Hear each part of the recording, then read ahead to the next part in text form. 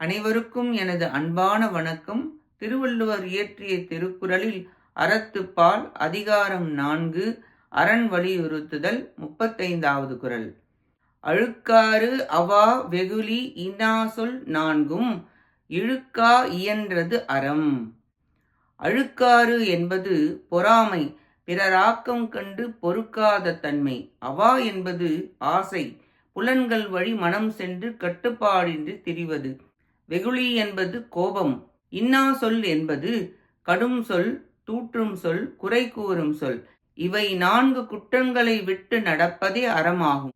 இவைகளுடன் செயல் செய்தால் அது அறமாகாது. மற்றவர்களை பார்த்து பார்த்து தேவை அதிகரித்து கொண்டே போனால் எல்லா வழியும் தவறாகி நிம்மதி அமைதி போய்விடும்.